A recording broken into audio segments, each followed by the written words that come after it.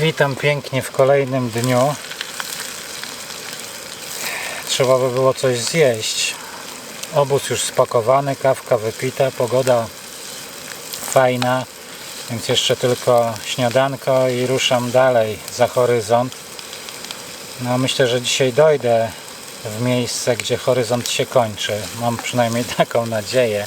Przynajmniej jako dziecko tak sobie wyobrażałem, że jest gdzieś jakiś koniec. Że jest gdzieś miejsce, do którego można dojść i nie można już dojść dalej. Dzisiaj trochę inaczej na to patrzę. No ale ta siła, to pragnienie wewnętrzne dalej we mnie jest. To mnie napędza do tego, żeby chodzić dalej. No ale teraz mniej filozoficznie, bardziej przyziemnie, po prostu trzeba coś wszamać. A noc minęła bardzo przyjemnie, spokojnie. Było niesamowicie cicho tutaj. Nic nie podchodziło pod namiot. Było po prostu jak makiem zasiał. Pięknie się spało. Namiot też widać inny od tego mojego poprzedniego, bo zero kondensacji, mimo że na zewnątrz było bardzo dużo wilgoci, to w środku było suchusieńko, także no ale przede wszystkim zależy mi na tym, żeby ten namiot był samonośny, jest i w zasadzie nie potrzeba praktycznie żadnego śledzia. Ja tutaj użyłem co prawda śledzi, bo chciałem się nauczyć tego namiotu, rozstawiania, ale w zasadzie jeśli by się nie użyło śledzi, to spokojnie on będzie stał. Może jest trochę pokraczny, ale spełnia swoje zadanie. Także jestem póki co zadowolony i myślę, że w takim trudniejszym, bardziej twardym, takim kamienistym terenie się sprawdzi. Dobra, jemy i ruszamy dalej.